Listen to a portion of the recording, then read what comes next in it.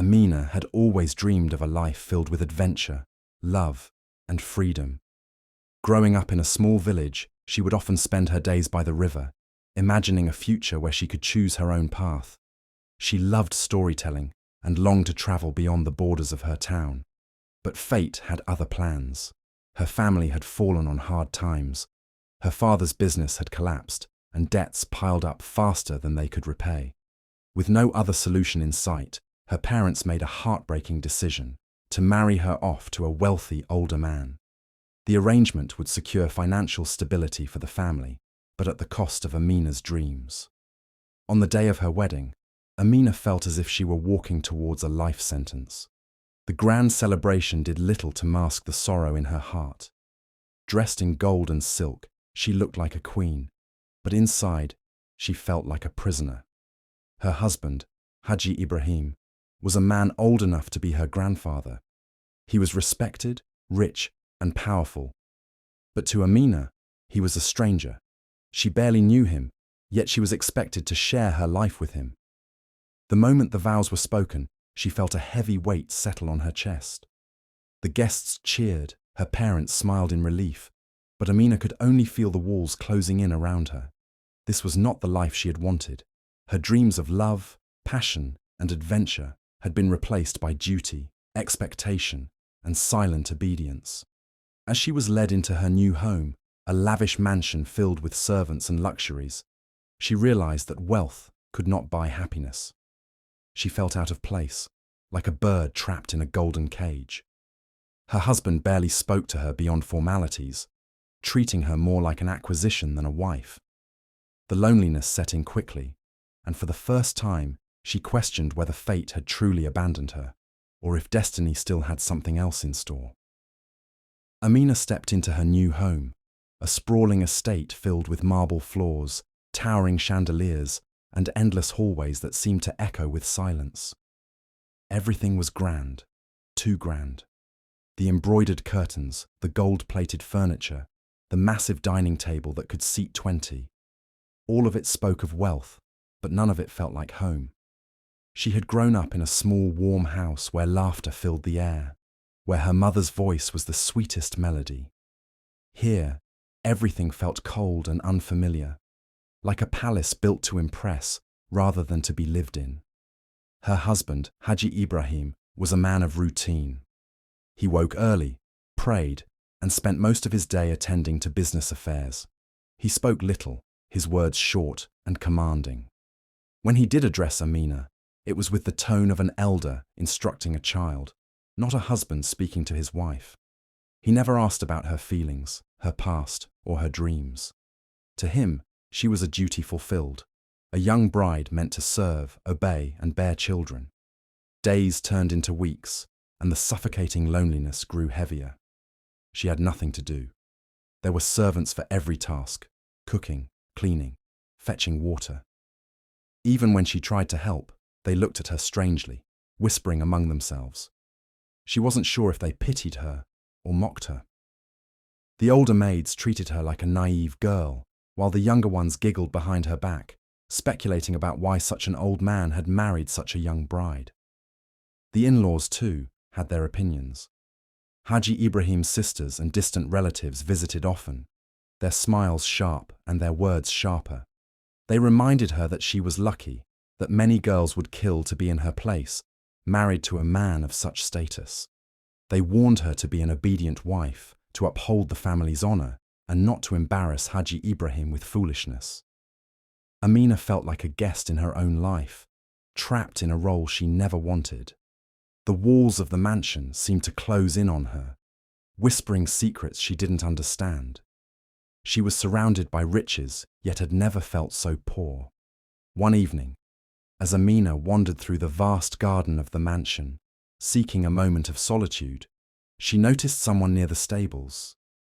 A young man, his sleeves rolled up, was tending to a horse with a gentle touch. Unlike the other servants, who kept their distance or whispered behind her back, he seemed unaware of her presence. Intrigued, she watched as he whispered to the animal, calming it with soft words. Sensing her gaze, he turned and met her eyes. There was no fear, or forced respect in his expression, just curiosity. "You like horses?" he asked, wiping his hands on his tunic. His voice was warm, steady, unafraid. Surprised by his directness, Amina hesitated before nodding. "I used to ride as a child," she admitted, a memory of freedom flashing through her mind. A small smile played on his lips. "Then you should ride again," she scoffed. "My husband would never allow it." His expression darkened for a moment, but he quickly masked it. "That's a shame," he said, brushing the horse's mane. "Freedom shouldn't be taken away so easily." His words lingered in her mind long after she returned to the suffocating halls of the mansion. Over the next few days, their paths crossed again and again. His name was Khalid, a stable hand who had been working for Haji Ibrahim for a few years. Unlike the other servants, he didn't treat her like a fragile doll or an outsider. He spoke to her as if she were just another person, not the young wife of a powerful man. Amina found herself drawn to him, not in the way of lovers, but as someone who reminded her of the life she had lost. He made her laugh, something she hadn't done since her wedding. He listened when she spoke, truly listened, without judgment or expectation. Yet, as their bond grew, so did her guilt. She was a married woman, and even innocent companionship felt like a betrayal. She reminded herself of her vows, of her duty, but deep down she couldn't deny it. Khalid made her feel alive in a way she hadn't felt in a long time. Days turned into weeks, and Amina found herself suffocating under the weight of expectations. The mansion was not just a home, it was a cage built on customs, rules, and silent suffering. Every morning she was expected to wake before her husband, prepare for his needs, and be presentable at all times. Every night she lay beside him, feeling like a stranger in her own life. Haji Ibrahim was not a cruel man, but he was distant, rigid, and unmoved by her silence. He never raised his voice, never struck her, but his indifference was its own form of punishment. To him, she was not a partner, but an acquisition, someone who completed his status, someone who owed him loyalty without question. He never asked about her dreams, her thoughts, or whether she was happy. Happiness, after all, was not a requirement for a wife. Obedience was. The pressure to bear children came swiftly. His sisters began dropping hints, offering herbal remedies, whispering prayers for fertility. The older women of the household reminded her that a wife's true worth was proven through motherhood. Servants watched her closely, as if waiting for the first signs of pregnancy. She heard their murmurs, speculations on whether she would fulfill her duty or be just another barren wife. Amina was only 18. The thought of carrying a child when she still felt like a child herself terrified her. She barely knew her husband, yet she was expected to bring his lineage forward. The idea of raising a child in this cold, lifeless home made her stomach twist in fear. One evening, as she sat alone by the window, watching the sunset disappear behind the mansion's high walls, a thought crept into her mind. Was this truly her destiny? Was she meant to live a life dictated by duty and expectation, never knowing the warmth of real love? She had always believed fate had a plan for everyone. But what if this was not fate? What if this was just a prison she had been forced into? And what if, somewhere beyond these walls, a different life, one of her own choosing, was waiting for her? Amina knew she should keep her distance from Khalid, but fate had a cruel sense of irony. The more she tried to ignore him, the more their paths seemed to cross. At first, their conversations were fleeting, stolen moments in the garden, brief exchanges when she passed by the stables. But as the days stretched into nights filled with loneliness, she found herself seeking his presence more often. With Khalid, she could be herself. They spoke about things she could never say inside the walls of the mansion, about freedom, about dreams, about a world beyond duty and tradition. He told her about his childhood, his love for the open fields, his dream of owning his own horses one day. She told him about the books she used to read, the stories she had written in secret before her marriage. One evening, as she walked through the courtyard, lost in thought, she heard the sound of footsteps rushing behind her. Before she could turn, a sharp hiss filled the air. A snake, coiled near the edge of the path, had reared its head, ready to strike. Before she could react, Khalid appeared out of nowhere, grabbing her by the wrist and pulling her away. With quick reflexes, he struck the snake with a stick, sending it slithering away into the darkness. For a moment, everything was still. The only sound was Amina's ragged breathing as she clutched his arm. "Are you hurt?" he asked, his voice tight with concern. She shook her head, but the pounding of her heart had nothing to do with the snake. It was the way he looked at her, like she was something fragile, something precious. That was the moment she knew. It was not just friendship anymore. Amina had tried to resist, to push away the emotions that had been creeping in like shadows, but there was no denying it now. She was falling in love with him. And that terrified her more than anything. Guilt clawed at her. She was a married woman. If anyone found out, it would ruin her, ruin him. Yet, no matter how much she tried to silence her heart, it had already betrayed her. She belonged to Haji Ibrahim in name, but in every other way, she was already Khalid's. One evening, while wandering through the halls of the mansion, Amina overheard hushed voices coming from Haji Ibrahim's private study. The door was slightly ajar, and curiosity got the best of her. She pressed herself against the wall, straining to hear. "No one must know," her husband's deep voice growled. "If this gets out, everything I've built will crumble." Another voice, unfamiliar but urgent, responded. "The authorities are asking questions. The merchant's family won't stay silent forever." A chill ran down Amina's spine. What were they talking about? Who was asking questions? The conversation continued in fragmented whispers, but the pieces slowly fit together. Haji Ibrahim had been involved in a fraudulent trade deal years ago, one that had left an innocent merchant bankrupt, and later dead under suspicious circumstances. The family of the deceased had been trying to seek justice, but Haji Ibrahim had used his wealth and influence to bury the truth. Amina's stomach twisted in disgust. She had never loved him, but until now, she had seen him as just an indifferent old man. Now, she saw him for what he truly was: ruthless, deceitful, and willing to destroy others to maintain his empire. That night, she sought out Khalid. In the quiet of the stables, she told him everything, her voice shaking with anger. "He's not just cruel," she whispered. "He's a monster." Khalid listened, his expression darkening. "You don't have to live like this, Amina," he said softly. "You deserve better." The words struck her heart like an arrow. Deserve. Did she? Could she dare to think of a life beyond this prison? But fear gripped her. Haji Ibrahim was powerful. If she defied him, what would happen to her? To Khalid?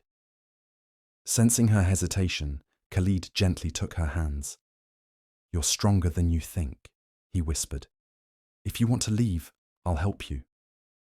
Amina looked into his eyes and for the first time felt the stirrings of something she had never known before. Hope. Maybe fate had not abandoned her after all. Maybe it was waiting for her to take the first step toward freedom. Amina lay awake in her grand yet suffocating bedroom, staring at the ceiling as the weight of her decision pressed down on her. Running away was dangerous. If she was caught, Haji Ibrahim would never forgive such defiance. Women who shamed their husbands were cast out, punished, or worse. But the thought of spending the rest of her life as his possession was unbearable. Khalid had given her hope, but hope alone was not enough. She needed a plan. Over the next few days, she began to prepare in secret. She searched the mansion for anything of value: gold jewelry, loose coins, anything she could sell once she was free. She listened closely to the servants' chatter, learning about the schedules of the guards, the routines of the household.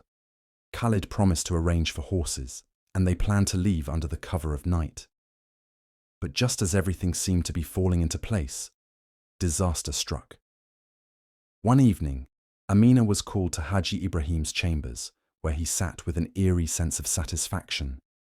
"The midwife will come tomorrow," he announced, his eyes glinting. "It is time we confirm what I already suspect. You are carrying my child." The words sent a shock through her body. It wasn't possible. Was it? She felt her breath quicken as nausea swirled in her stomach, not from pregnancy, but from panic. If she was truly pregnant, everything would change. How could she run now? How could she risk the life of an innocent child? That night, she sat by her window, gripping the cold iron bars, feeling more trapped than ever. Was this a sign to stay? A cruel trick of fate? She met Khalid the next day, her hands trembling as she told him. His expression was unreadable at first, then filled with sorrow. "We can still leave," he insisted, his voice firm. "You and the baby, both of you deserve freedom." But doubt gnawed at her. Could she do this? Was she strong enough to escape not just for herself, but for a life she hadn't even asked for? The walls around her had never felt so high. The weight of her fate had never felt so heavy. Amina's worst fear became reality when betrayal crept into her life like a shadow. She had been careful, moving in silence, keeping her plans hidden. But someone had been watching. Whether it was a suspicious servant, a nosy in-law, or a jealous rival, she would never know. All that mattered was that her secret had reached the ears of the one man who could destroy everything, Haji Ibrahim. That evening, she was summoned to his study. As soon as she stepped inside, she knew she had been caught. His eyes, usually indifferent, now burned with fury. "You ungrateful little fool," he spat, slamming a hand against his desk. "Did you really think you could deceive me?" Amina's body went cold. The walls of the room seemed to close in, suffocating her. "I gave you everything," he continued, his voice low and dangerous. "And this is how you repay me, running away like a common thief, shaming me in my own home." Before she could speak, the door burst open and 2 guards dragged someone inside. Khalid. His clothes were torn, his face bruised, but his eyes still held fire. Amina gasped, rushing toward him, but a guard shoved her back. Haji Ibrahim rose from his chair, walking toward Khalid with measured steps. "I should have had you killed," he said, his voice eerily calm. "But I am not so merciful." Amina's heart pounded as she watched in horror. "Please," she begged, tears burning her eyes. "This wasn't his fault." Haji Ibrahim scoffed. "You think I don't know how women like you think? You are nothing but a naive girl playing a dangerous game." He turned to the guards. "Take him away. I never want to see him again." Khalid struggled against their grip, his eyes locking onto hers. "Amina!" he shouted, desperation in his voice. "Don't let them break you." And then he was gone.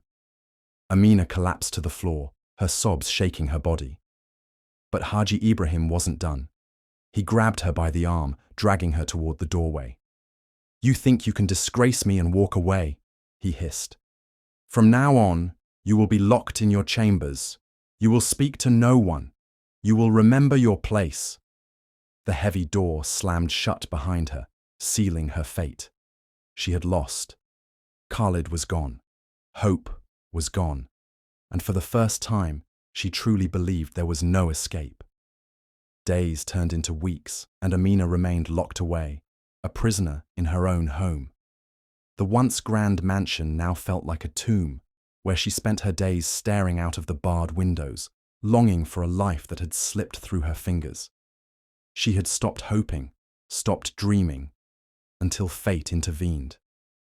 One stormy night, the household was thrown into chaos. A messenger arrived, breathless and drenched in rain, delivering urgent news. Haji Ibrahim had fallen gravely ill. His health had been declining, but no one expected it to happen so suddenly. Within hours, he was bedridden, burning with fever, his once commanding voice reduced to hoarse whispers. Amina watched from the shadows as the household scrambled to keep control. His greedy relatives, sensing weakness, began arguing over his fortune. Servants whispered of debts he had hidden, of enemies waiting to strike. The empire he had built with cruelty and deceit was crumbling, and for the first time, Amina saw a sliver of opportunity. Then, as if fate had not done enough, another shock arrived. Khalid. Rumors spread through the house. He had returned. No longer just a stable boy, but a man who had found allies outside these walls. He had disappeared for a reason, gathering proof of Haji Ibrahim's crimes, exposing the corruption he had buried for years. And now, the authorities were closing in. Amina's heart pounded as she heard footsteps outside her locked door. Moments later, it burst open. Khalid stood before her, his eyes filled with the same fire she had feared was lost forever. "I told you I'd come back," he said, breathless. Tears welled in her eyes, but there was no time for emotion. The house was on the verge of collapse. Servants fleeing, in-laws panicking, the once mighty Haji Ibrahim gasping for breath, powerless for the first time in his life. This was her chance. She met Khalid's gaze, and in that moment, she made her choice. No more waiting, no more fear.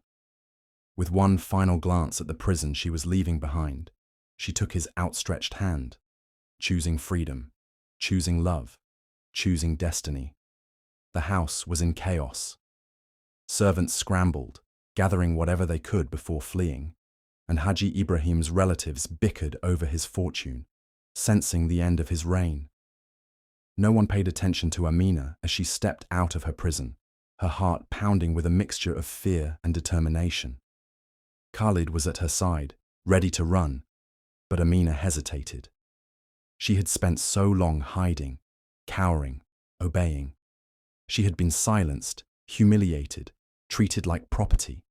And now, when she finally had the chance to leave, she realized something. She wasn't just running away. She was reclaiming herself. She turned, stepping into the grand hall where the so-called powerful people of the household were gathered. Conversations hushed as she entered, her presence commanding attention. Haji Ibrahim lay weak on a cushioned divan, his face pale, his body trembling with sickness, but his eyes still darkened when they met hers. "You dare show your face!" he rasped. Amina took a deep breath. "I was never yours to control." Her voice was steady, stronger than she had ever known it to be. His relatives sneered. "You are nothing without him," one of his brothers scoffed. "Where will you go? Who will take a woman who defied her husband?" Amina straightened her back. "Anywhere I choose." For the first time, the weight of fear lifted from her shoulders. She did not need their approval. She did not need their acceptance. She had been made to believe she was powerless, but that had been a lie. She turned to Khalid, who watched her with admiration, waiting for her decision. "Are you ready?" he asked. A slow smile spread across her face. "I was born ready." And with that, she walked out, not just from the house, but from the life that had been forced upon her. Whether her future was with Khalid or on her own, she no longer cared what society thought. She was free, and for the first time in her life, she belonged to no one but herself. The wind was different in this new place, crisper, freer, untouched by the shadows of her past. Amina stood at the edge of a quiet village, watching the sunrise paint the sky in soft hues of gold and crimson. It felt like a sign, a silent promise that her life was truly her own now. She had left everything behind, the grand mansion, the suffocating marriage, the name that once bound her to a man she never loved. Now, she was just Amina, not someone's wife, not someone's possession, but a woman carving out her own destiny. The journey had not been easy. She had traveled through harsh roads, faced uncertainty at every turn. But with each passing day, she had felt herself growing stronger, no longer the frightened girl trapped in a golden cage. And now, she had choices. Khalid had been by her side throughout the escape. But when they reached the edge of this new land, he had asked her what she truly wanted. "Do you want a life with me, Amina?" he had asked, his voice gentle yet unsure. "Or do you want to stand on your own first?" She had no answer then. But now, as she stood in the warmth of the rising sun, she realized the truth. Perhaps love was not something to be rushed. Perhaps for the first time in her life she needed to discover who she was before she gave her heart away again. So, she had parted ways with Khalid, not out of rejection, but out of necessity. "If we are meant to meet again," she had told him, "fate will bring us back together." He had smiled, understanding, and let her go. Now, as she stepped forward into her new life, she carried no regrets. Fate had not cursed her. It had simply led her through a path she needed to walk to become the woman she was always meant to be. She breathed in deeply, feeling lighter than she had in years. This was not just an escape. This was a beginning. Amina had once believed that fate was cruel, that she was nothing more than a pawn in a game she could never win. But standing here now, with the sun on her face and an open road ahead, she understood the truth. Fate had never been her enemy. It had only been waiting for her to claim her own power. She had been a girl forced into a life she did not choose, a wife trapped in a loveless marriage, a prisoner of expectations that were never hers to carry. But she was no longer that girl. She was a woman who had walked through fire and emerged unbroken. With each step she took into her new life, she carried the lessons of her past, not as burdens, but as reminders of her strength. She had loved and lost, been betrayed and broken, but she had also found courage, hope, and the will to fight for herself. Perhaps she would find love again. Perhaps she would build a life filled with new dreams, new adventures. But whatever lay ahead, it would be her choice. She turned one last time, looking at the distant horizon, whispering a silent goodbye to the girl she used to be. Then, with a deep breath, she stepped forward, leaving behind the chains of her past forever. For the first time, she was not bound by fate. She was the maker of it.